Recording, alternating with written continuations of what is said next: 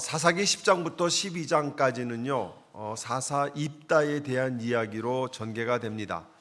어떻게 보면 기드온, 삼손, 그 다음에 입다의 그 기록이 가장 긴 것 같습니다. 근데 이 입다가 나오는 이 장면들 사사기 10장 5절부터 12장까지는요 크게 몇 부분 나눌 수가 있는데, 지금 10장 5절에서 11장까지의 상황은요 가장 긴박한 상황입니다. 이스라엘이 45년 동안 평화의 시기를 보냈어요. 근데 그 시기에 참 아이러니한 건 이스라엘 백성들이 하나님을 떠났다는 겁니다. 평화의 시기에, 가장 행복한 시기에, 가장 복을 받는 시기에, 힘들고 어려울 때 하나님 우리에게 평화를 주십시오, 복을 주십시오 하고 기도했던 그들이 정작 복을 받고 평화의 시기에 하나님을 떠났다는 겁니다. 사사기를 보면서 제가 생각하는 것은 결코 행복만 계속 지속되는 것은 복이 아니다라는 것입니다. 적당한 어려움도, 그래서 우리가 깨어서 긴장하게 만들고 기도할 수 있도록 한다면 그것이 더 큰 복을 누리는 시간이 되겠다. 몸이 건강한 것보다는 몸이 좀 아픈 데가 있어서 차라리 기도하고 하나님 바라보고 매달리는 것이 더 큰 복일 수 있다라는 사실을 저는 깨닫게 됩니다. 지금 이 사사기 우리가 읽은 11장의 사건의 배경은요 정말 긴급한 어떤 상황 속에서 이루어지는 사건들입니다. 지금 이스라엘의 상황은요 굉장히 위급한 상황입니다. 10장 17절 한번 가보시기 바랍니다. 10장 17절입니다. 지금 입다가 등장하는 이 사건이 어떤 상황인지, 이스라엘이 어떤 상황인지 잘 나와 있죠. 10장 17절에 같이 읽습니다. 시작. 그때에 암몬 자손이 집결하여 길르앗에 진을 치니 이스라엘 자손도 모여서 미스바에 진을 쳤다. 그때의 백성과 길르앗의 지도자들이 서로 이렇게 말하였다. 누가 먼저 나가서 암몬 자손과 싸우겠느냐? 그 사람이 길르앗에 사는 모든 사람의 통치자가 될 것이다. 지금 암몬이란 나라가 이스라엘을 쳐들어왔어요. 그래서 지금 미스바라는 곳에서 두 나라가 모였습니다. 전쟁하기 직전입니다. 그런데 지금 이스라엘은요 이끌 장수가 없어요. 장군이 없는 거예요. 그러다 보니까 지금 백성들의 지도자들이 지금 회의를 하는 겁니다. 누가 우리를 위해서 장군이 되어줄 거냐? 만약 그 장군이 나와서 전쟁을 이기게 되면 우리를 다스리는 통치자가 될 것이다. 이러면서 지금 전쟁의 상황에 지금 몰려 있는 거예요.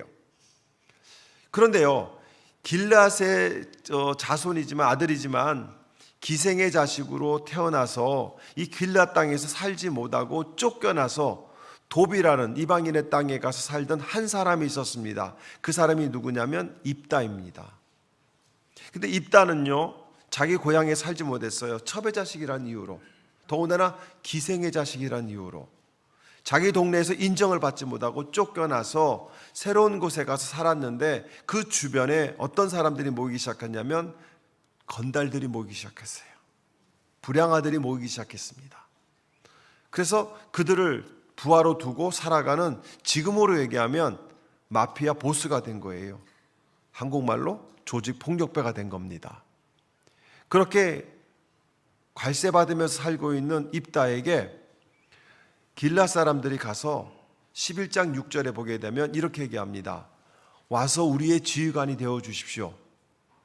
그래야 우리가 암몬 자손을 칠 수 있습니다. 지금 암몬과 전쟁을 하는데 그렇게 괄세했던, 그래서 자기 마을에서 내쫓았던 입다에게 사람들이 가서 우리의 장군이 되어 주십시오 하고 얘기합니다. 입다는 그 장군이 되어준다는 조건, 내가 전쟁에 이기면 정말 나를 통치자로 삼겠느냐는 그들의 약속을 받아들이고요. 그리고 암몬 사람들이 모여있는 미스바로 나아가 이스라엘 군대를 이끌기 시작합니다. 그런데 오늘 두 번째 부분인 11장 12절에서 33절까지는 입다가 무조건 전쟁을 한 것이 아니라 암몬 왕에게 사자를 보냅니다. 사자를 보내서 왜 우리를 쳐들어옵니까? 왜 우리를 쳐들어와서 우리를 괴롭힙니까? 하고 물어보니까 이 암몬 왕이 뭐라고 얘기하면 한번 보세요. 11장 13절입니다. 11장 13절. 암몬 자손의 왕이 입다의 사절에게 말하였다. 이스라엘이 이집트에서 올라올 때에 아르논 강부터 야복강과 요단강에 이르는 나의 땅을 점령하였다. 그러니 이제 말썽을 일으키지 말고 그 땅을 내어놓아라 얘기합니다. 지금 암몬 족속이 쳐들어온 이유는요, 너희들이 내 땅을 차지했다는 거예요. 입다는요, 그것에 대해서 민수기에 기록되어 있는 이스라엘 역사를 하나하나 이야기하면서 15절에서 25절까지 이스라엘 백성들이 하나님에 의해서 출애굽을 하고 그리고 가나안에 들어오는 동안에 각 이웃 나라들과 그들과의 관계, 그리고 그들과 전쟁을 피하려고 돌아오는 것들, 그리고 어쩔 수 없이 자기를 대적하는 사람들과 나라들과 전쟁을 해서 빼앗은 땅을 왜 너희들의 땅이냐고 지금 역사적 배경을 들어서 항변하고 있습니다. 26절 보세요. 26절에 뭐라고 하냐면 이스라엘이 헤스본과 그 주변 마을과 아로엘과 그 주변 마을들과 아르논 강변의 모든 성읍에 300년 동안이나 살았는데 왜 당신은 그동안 이 지역들을 되찾지 않았습니까? 야, 말도 안 되는 소리 하지 마라. 지금 우리 조상이 이 땅을 차지한 지가 300년이 넘었다. 그리고 우리가 300년 동안 살고 있었는데 왜 이제 와서 너희들 땅이라고 하느냐? 정말 너희들의 땅이었으면 정직에 일찍이 다 빼앗아 갔어야지. 왜 300년이 지난 이후에 와서 달라고 하느냐 하면서 암몬 왕의 억지 주장에 역사적 배경을 가지고 하나하나 조목조목 대항하고 있는 거예요. 자, 입다는 이스라엘 역사의 지식을 갖고 있었어요, 없었어요? 가지고 있었습니다. 참 많은 지식을 갖고 있었습니다. 자기 조상이 어떻게 출애굽을 하였고 어떤 과정을 지났고 어느 나라와 전쟁을 했으며 가나안 땅을 어떻게 차지했는지를 자세하게 알고 있었어요. 어찌 보면 입다는 무식한 사람이 아니었습니다. 정말 똑똑한 사람이었습니다. 자기 나라의 역사에 대해서 그리고 하나님에 대해서도 많이 알고 있는 사람처럼 보입니다. 하지만 입다가 잘못을 시작하는데요. 11장 29절입니다. 29절에 입다는요, 이제 전쟁을 하려고 하는 거예요. 암몬 왕이 그 말을 듣지 않고 전쟁을 계속 하겠다는 겁니다. 그랬더니 29절에 주님의 영이 입다에게 내렸다.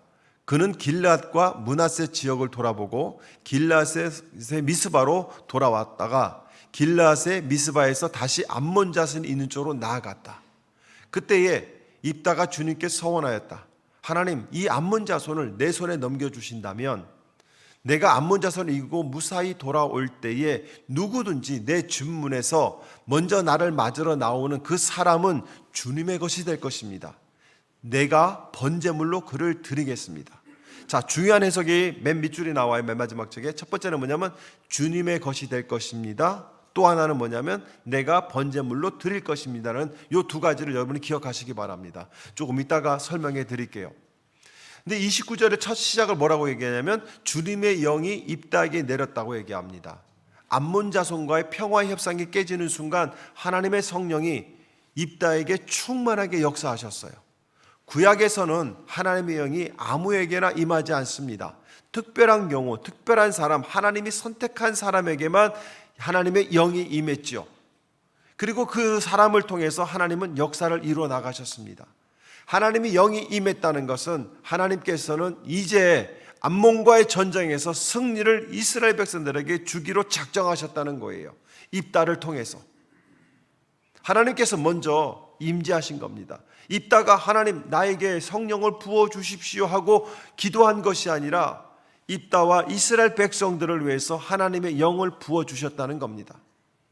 그런데요, 여기 보게 되면 입다는요, 하나님의 영이 임함에도 자신의 생각에 의한 하나님을 환심을 사려고 어리석은 서원을 합니다. 그게 뭐였어요? 딸이 아니라 자기가 전쟁에서 돌아오면 가장 먼저 자기를 마중 나오는 어떤 사람을 주님의 것으로 드리겠습니다. 그런데 번제로 드리겠습니다. 주님의 것으로 드리겠습니다라는 것은 참 좋은 겁니다. 그런데 번제로 드리겠다는 거예요. 주님의 것으로 드리겠습니다 하는 것은 하나님도 용납하십니다. 그런데 번제로 드리겠습니다라는 것은 하나님과 전혀 상관이 없는 이야기입니다. 입다는요, 하나님을 믿고 있었고 알고 있었습니다. 그러나 오랜 세월 이방인들의 나라에서 이방인들과 살면서 그들의 문화가 입다의 마음속으로 들어오고 삶 속으로 들어오는 순간 하나님을 전지전능하시고 유일하신 하나님으로 믿는 것이 아니라 여러 신들 중에 한 신으로 여기기 시작했다는 겁니다. 십계명에서 첫 번째가 하나님 외에 나 외에 다른 신을 섬기지 말라는 거예요. 이것을 잘못 이해하게 되면 많은 신들이 있는데 그 중에 나만 섬기라 이렇게 이해하게 되는데요. 그 원문의 뜻은 그런 뜻이 아니에요. 신은 나밖에 없다. 너희가 신을 만들어내어서 섬기지 말라는 겁니다. 우상은 사람들이 만들어낸 거예요. 그런데 그 우상들은 사람들과 거래를 합니다. 내가 이거 줄 테니까 너는 그것을 다오. 그러나 하나님은 은혜의 하나님이세요. 우리를 축복해 주시기 원하시는 분이세요. 여러분들이 하나님을 알기 전부터 하나님은 여러분을 사랑하고 계셨어요. 여러분들이 하나님을 전혀 모르는 시절을 살아왔다 할지라도 하나님은 그때부터 여러분들을 보고 계셨다는 겁니다. 여러분들이 어디서 태어났는지, 누구의 자녀로 태어났든지 여러분들을 지켜보고 계시고 계속해서 은혜 주시고자 하나님은 작정하셨고 기다리셨고 여러분들을 불러주셨다는 것이에요. 여러분들이 오늘 와서 예배를 드리는 것은 하나님이 여러분을 사랑하셨다는 증거이기도 합니다. 그런데요, 사람들이 어떤 게 있냐면 신과 약속을 하면, 서원을 하면 더 큰 복을 받는다고 착각합니다. 그래서 무당들은 더 큰 정성을 들이세요, 더 큰 정성을 들이세요 얘기합니다. 하나님은요, 특별한 헌신을 요구하지 않으세요. 하나님은 우리가 은혜에 감격하여서 하나님 앞에 특별하게 더욱더 헌신하는 자로 서기를 원하시지만 내가 복을 줄 테니까 나에게 헌신하라 이렇게 얘기하지 않습니다. 그런데요, 내가 말씀대로 성경대로 살아갈 때 하나님은 기뻐하시고 나를 더욱 사랑하신다는 것을 알아야 돼요. 하나님을 말씀대로 성경대로 믿고 따라갈 때, 그런데 우리는 내 헌신이 더해져야 하나님이 나를 한 번 더 바라보지 않을까 하는 생각을 가지고 있는 것은요, 신앙적인 무지입니다. 그건 이방 사람들이나 이단을 섬기는 사람들이 하는 일들이죠. 근데 입다가 31절에 이렇게 얘기합니다. 내가 암몬 자손과 이기고 무사히 돌아올 때에 조건을 내는 거예요. 내가 이기고 무사히 돌아올 때.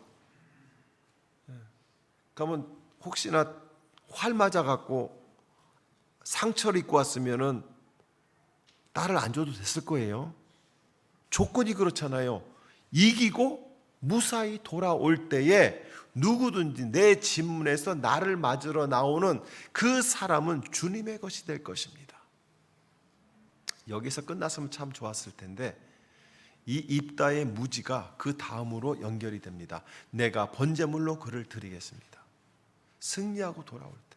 입다는요, 사람을 드린다는 것은, 번제로 드린다는 것은 태워 죽이는 거예요.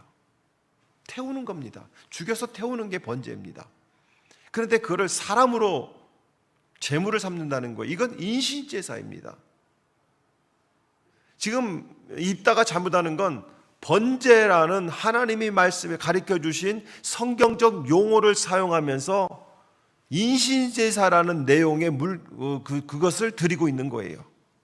말은 하나님을 이야기하고 있는데 삶은 마귀의 삶을 살고 있는 것과 똑같다는 것이죠. 그런데 제일 먼저 달려온 게 누구예요? 무남동료 외딸, 정말 눈에 넣어도 아프지 않은 외딸이 먼저 달려 나옵니다. 너무 아마 입다는요, 이 이야기를 할 때에 자기 종들 중에 한 명이 제일 먼저 달려 나올 거라고 생각했을 수도 있어요. 그 당시에 자기의 종들을, 자기의 아기들을 불에다 던지는 것은 제사가 만연했던 그 가나안 지역이 그런 삶을 사는 사람들이 많았습니다. 이방인들이 그렇게 살았어요. 이번 농사가 잘 되기 위해서 우리 큰아들을 바치겠습니다. 그리고 불에 던졌습니다. 이번에 고기가 많이 잡을 수 있도록 하인을 드리겠습니다. 그리고 하인을 불에 태워 주겠습니다.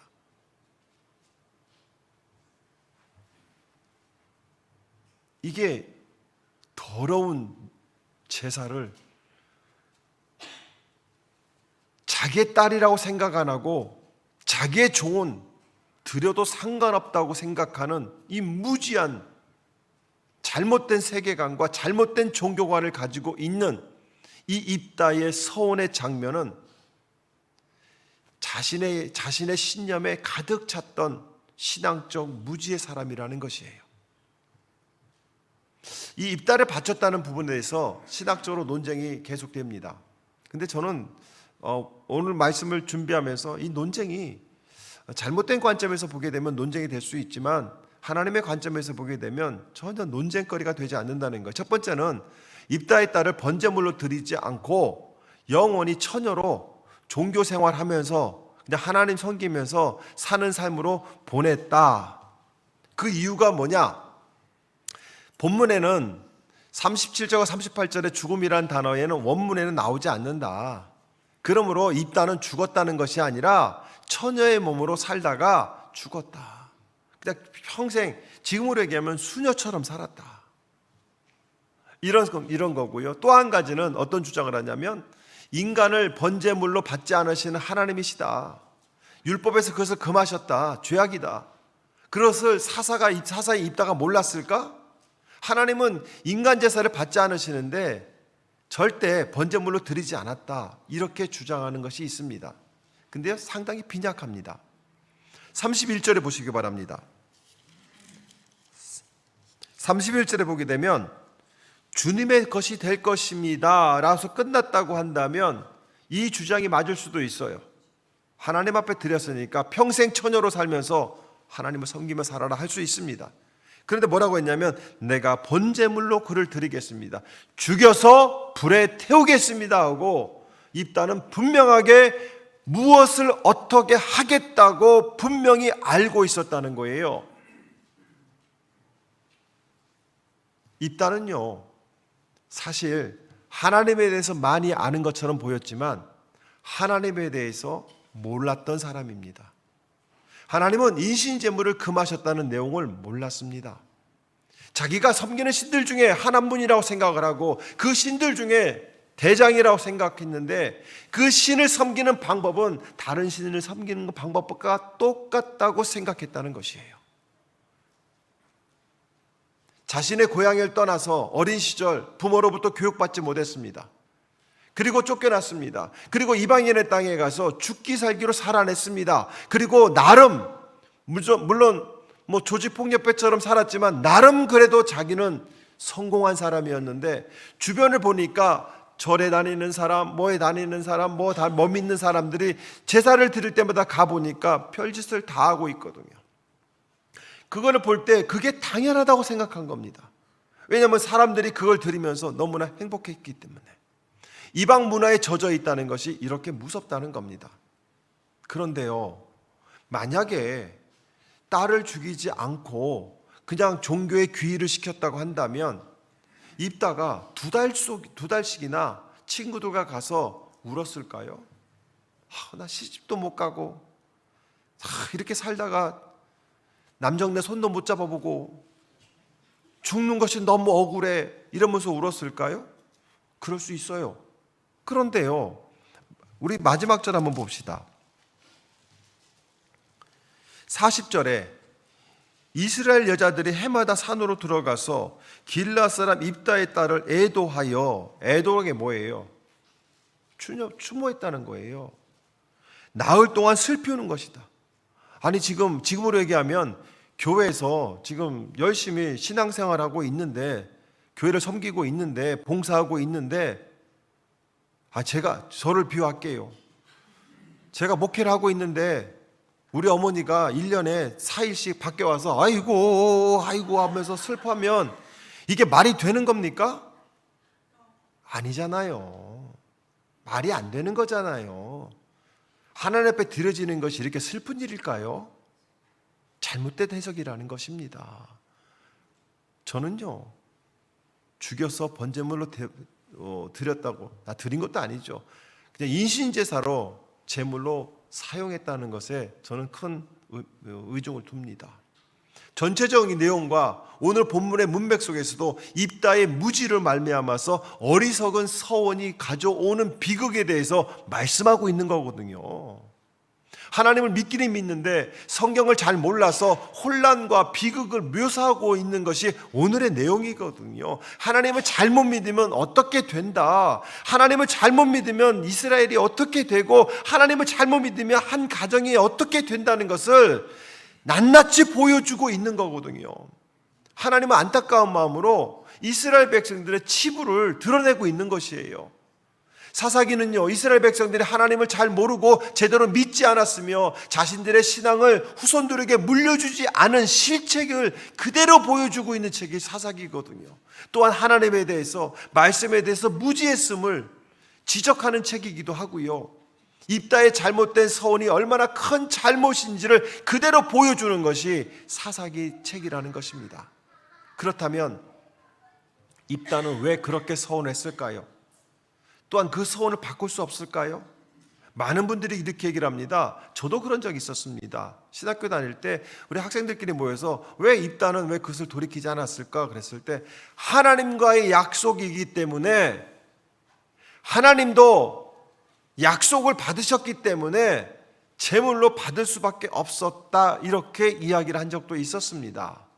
그런데요, 입다는 하나님을 잘못 알고 있었어요. 우리가 서원이 뭡니까? 서원은요, 하나님께 특별한 약속을 하는 행위입니다. 이게 자발적인 것이고요, 특정한 행동이나 무엇인가를 바치겠습니다 하고 자발적으로 하나님 앞에 약속하는 것을 서원이라고 얘기합니다. 근데 서원은 한 번 하게 되면 지켜야 될 의무가 따라옵니다. 서원은요, 하나님과의 관계 속에서 중요한 부분을 차지합니다. 이는 개인의 신앙과 헌신을 표현하는 가장 좋은 방법 중에 하나가 서원이기도 합니다. 이 서원에 대해서 신명기 30장 2절에는 이렇게 얘기합니다. 남자가 주님께 서원하였거나 스스로 제약을 받겠다고 맹세를 하였으면 그 말을 어기지 말고 입으로 말한 대로 그대로 다 지켜야 한다. 서원한 건 다 지켜야 된대요.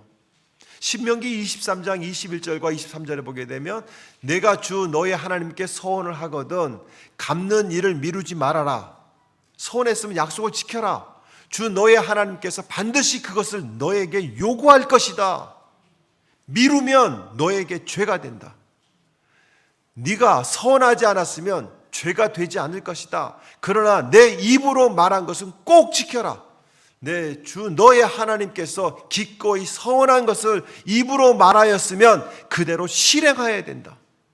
이 두 말씀만 보게 되면 서원은 자발적으로 한 것이지만 꼭 지켜야 되는 약속의 말씀이라고 하나님은 얘기합니다. 한번 약속한 것은 꼭 지켜라 얘기합니다. 그래서 전도서 5장 2절에 보게 되면 서원을 대해서 이렇게 얘기합니다. 너는 하나님 앞에서 함부로 입을 열지 말며 급한 마음으로 말을 내지 말아라. 잠언 20장 25절에도 함부로 이 물건을 거룩하다 하여 서원하고 그 후에 살펴보는 것은 사람에게 올무가 되느니라 얘기합니다.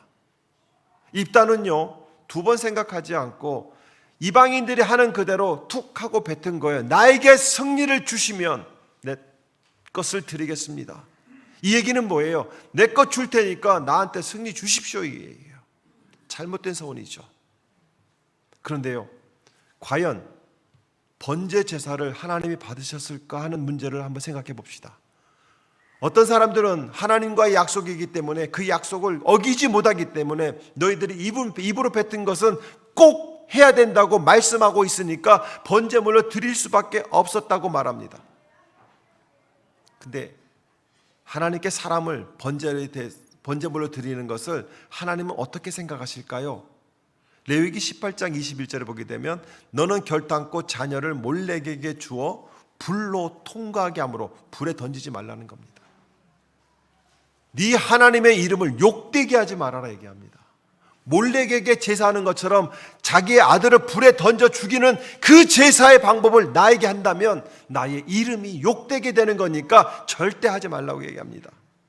신명기 12장 31절에 너는 내 하나님 여호와께 그와 같이 행하지 말며 그들은 여호와께서 가증히 여기시는 일을 그들의 신에게 행하여 심지어 그들의 자녀를 불살라 그들의 신들에게 드렸느니라.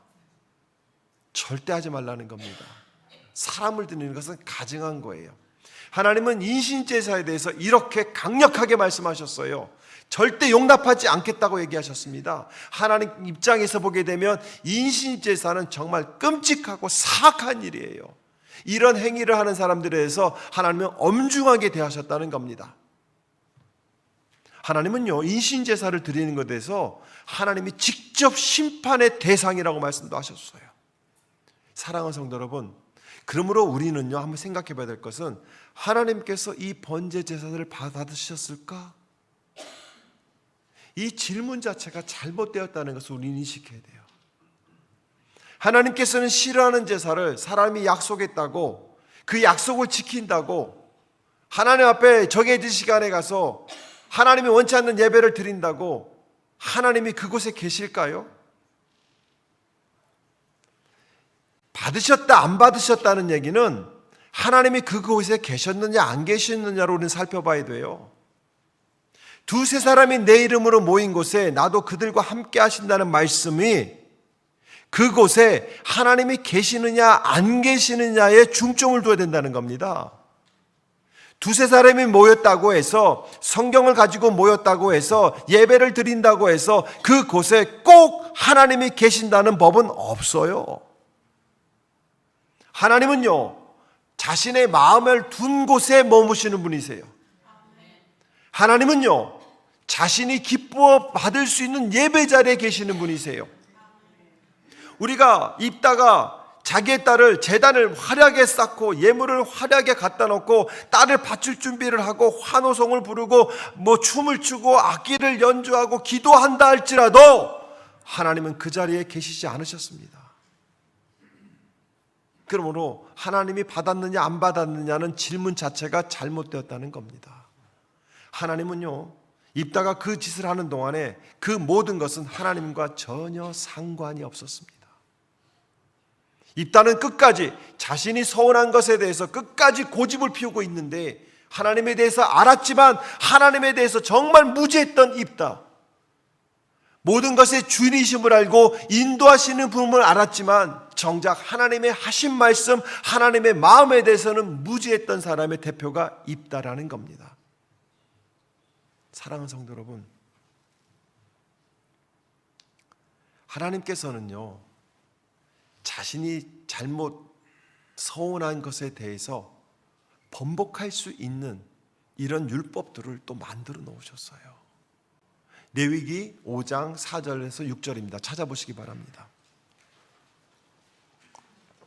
아니, 입다가 서운했잖아요. 그러니까 서운하면 다 드려야 된다며요. 아니에요. 레위기 5장 4절에서 6절입니다. 4절 한번 같이 읽어볼까요? 레위기 5장 4절입니다. 레위기 5장 4절 같이 읽겠습니다. 시작. 또 누구든지 좋은 일이든 나쁜 일이든 아무 생각 없이 함부로 맹세하였다가, 그 다음에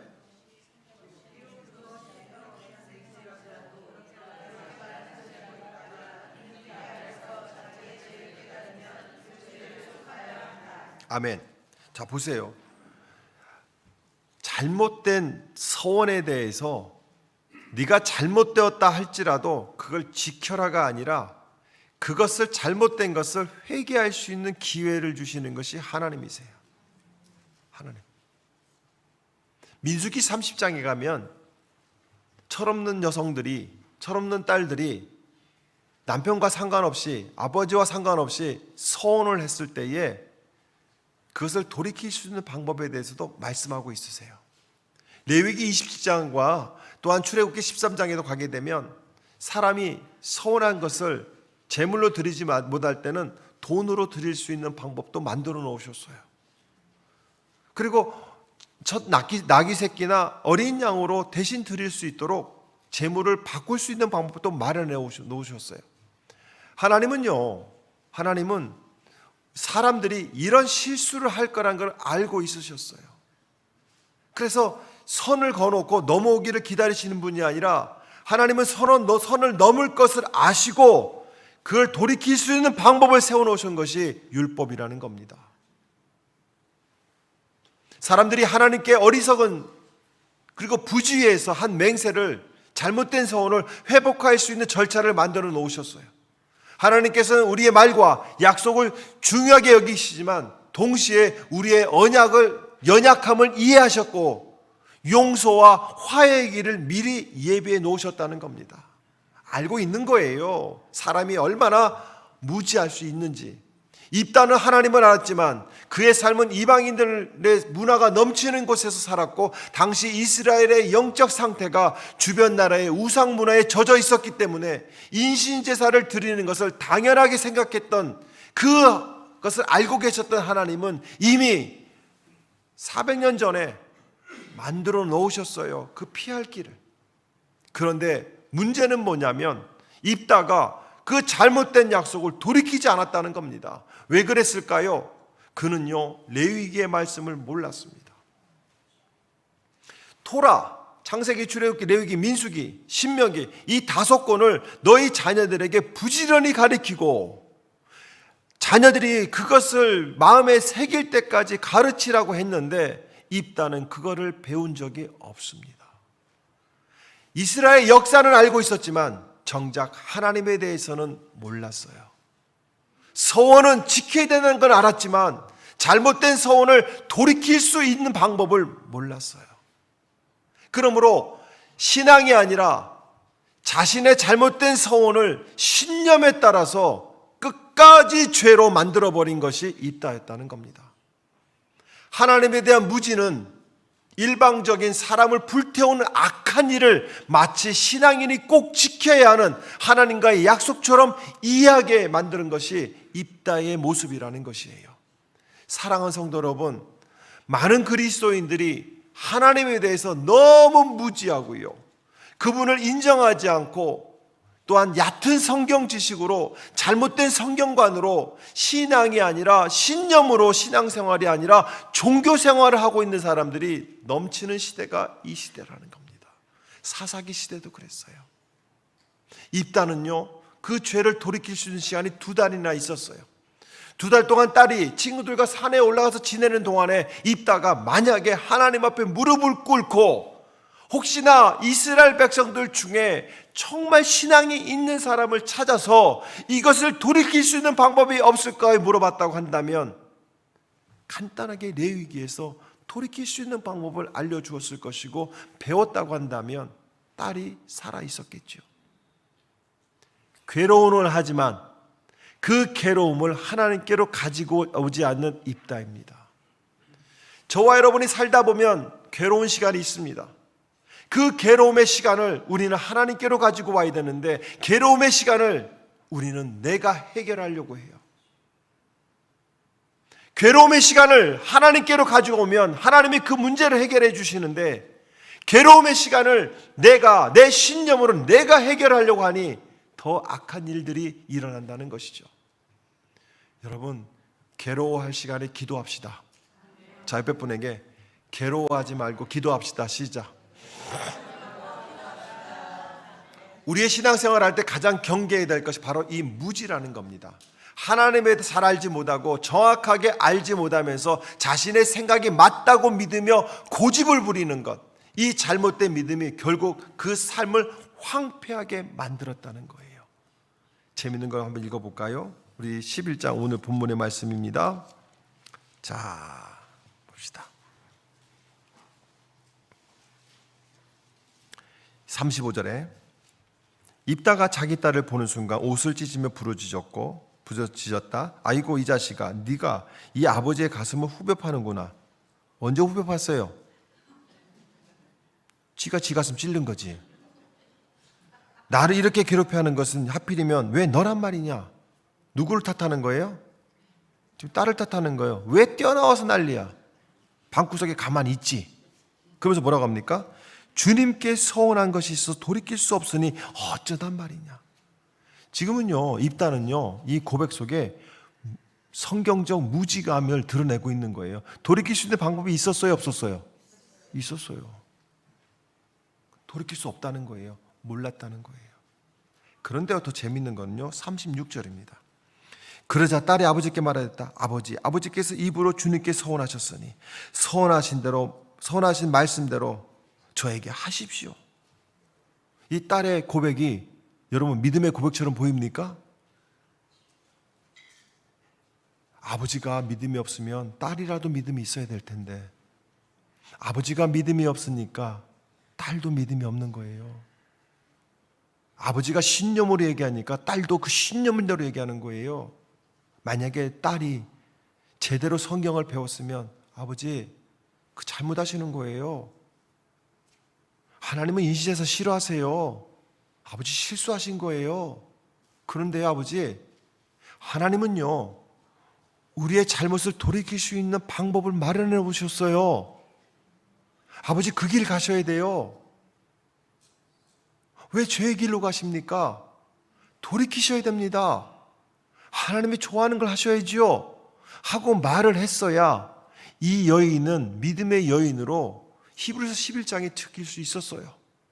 그런데요 무지한 아버지에게서 성경 교육을 한 번도 받지 못한 이 여인 또한 신앙이 아닌 신념으로 순종이 아닌 죄악의 길로 들어섰다는 겁니다. 제가 부모님들에게 성경 읽으십시오, 암송시키십시오, 자녀들과 예배하십시오, 가정에서 예배하십시오, 제가 왜 이렇게 주장할까요? 부모가 신앙의 갈짓자를 걸으면 자녀들도 갈짓자를 걷습니다. 부모가 정확한 하나님을 알아야 돼요. 부모들이 정확하게 주님을 알아야 돼요. 입다의 이 사건 속에서 우리를 통해 가르쳐주는 건 뭐냐면 하나님을 제대로 알아라는 겁니다. 시편 63편 5절에 온갖 죄악이 나를 짓누르고 있습니다. 그러나 주님께서 우리의 허물을 용서해 주십니다. 우리는 무지해서 매 순간 하나님의 마음을 아프게 할 수 있어요. 그런데요 그 아프게 한 거를 회개의 자리로 나아갈 수 있도록 하나님은 우리에게 십자가를 허락하셨어요. 잘못해서 하나님 앞에 입으로 죄를 저질 수 있어요. 잘못해서 하나님 마음을 아프게 할 수 있어요. 조심해 했는데도 그럴 수 있어요. 그런데요 그 잘못된 것을 돌이키는 것이 회개이고 그 돌이킬 수 있도록 예수님은 십자가에서 그 온몸이 찢기시고 피를 흘리시고 죽으신 것은 그 죄악의 길에서 머물러 있지 말고 하나님의 은혜의 자리로 오라고 하나님은 예배해 놓으셨는데 자기 고집이, 내 신념이, 저는요 한번 뱉은 말은 목에 칼이 들어와도 그걸 지킵니다, 이런 신념이 죽음의 길로 가고 자기만 가면 괜찮은데 자녀들까지도 죽음의 길로 인도한다면 입다의 사건을 통해서 저와 여러분이 오늘 무엇을 고민해야 될까요? 사랑하는 성도 여러분, 하나님은요 우리의 실수를 알기 때문에 십자가를 예배하셨어요. 그렇다면 여러분이 실수할 수 있고 죄의 길에 들어설 수 있어요. 거기에서 자책하고 그 자리를 떠나는 것이 아니라 내 실수를 바로 알아서 회개하는 거예요. 가장 좋은 것은 우리가 하나님을 제대로 알아야 돼요.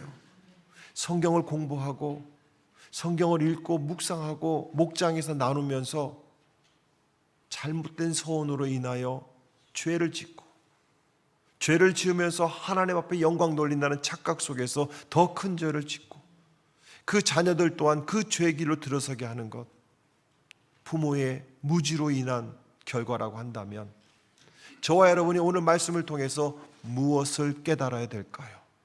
사랑의 성도 여러분, 하나님을 제대로 합시다. 하나님을 제대로 알고 하나님을 따라갑시다. 영적 무지에서 벗어나서 하나님이 나를 향한 그 사랑을 우리가 체험하고 깨달아서 내 자녀들이 복을 받을 뿐만 아니라 내가 하는 그 모든 일들이 하나님의 기쁨이 되는 그 삶을 같이 살지 않을까요? 전 여러분들을 그 자리로 초대하기를 소망합니다. 우리 같이 부를 찬양이 하나 있어요. 내 영혼이 은총 입어 중한죄짐 벗고 보니 438장인데요. 438장. 이 가사를 보면 여러분 우리 이걸 많이 부른 찬양이죠. 그런데요 보세요. 중요한 순서가 있습니다. 우리는요 삶의 무게, 중한죄짐, 삶의 무게에서 벗어나고 싶어요. 그죠? 행복하고 싶으시죠? 이 중한 죄짐을 벗기 위해서는 우리가 뭐를 먼저 통과해야 되냐면 내 영혼이 은총을 입어야 돼요. 하나님의 은혜를 입어야 돼요. 은혜를 입어야 하나님을 제대로 만나야, 예수를 제대로 만나야 우리의 삶의 죄의 무게에서 벗어날 수 있어요. 그 다음에 뭐라고 합니까? 슬픔 많은 이 세상도 천국으로 화하도다. 자, 우리가 왜 슬픈 거예요? 왜 힘든 거예요? 우리의 삶의 무게가 힘들고 삶이 힘들고 내 모든 것들이 너무 힘들다 보니까 예수를 믿으면서도 슬픈 거잖아요. 예수를 믿으면서도 울고 싶은 거잖아요. 세상이 슬프잖아요. 왜요? 내 영혼이 은총을 못 받았기 때문에. 내 영혼이 은혜를 받으면 슬픔 많은 이 세상이 뭘로 변한다고요? 천국으로 변한대요. 죽어서 천국에 가는 것이 아니라 정말 지옥같이 힘들고 하루하루 살아가는 게 너무 힘들고 마음이 너무 무거운 저와 여러분이 하나님을 제대로 알면, 우리의 영혼이 은총을 받으면 우리의 삶이 천국으로 변한다는 겁니다. 무지하면 천국 같은 이곳에서 지옥의 삶을 살지만 하나님을 제대로 깨닫게 되고 은혜를 받으면 지옥 같은 이곳에서도 우리는 천국으로 살아간다는 것이에요. 그러면서 뭐라고 합니까? 할렐루야 찬양하세 내 모든 죄 사함 받고 주 예수와 동행하니 그 어디나 하늘나라. 사랑하는 성도 여러분, 입다는요 그 평생이 어땠을까요? 입다의 그 무지함이, 하나님을 믿었지만 하나님을 몰랐던 그 무지함이 그 평생의 한이 되었다면 저와 여러분은 그 길을 가지 말아야 되지 않을까요? 하나님을 더 많이 아는 저와 여러분 되기를 축복합니다.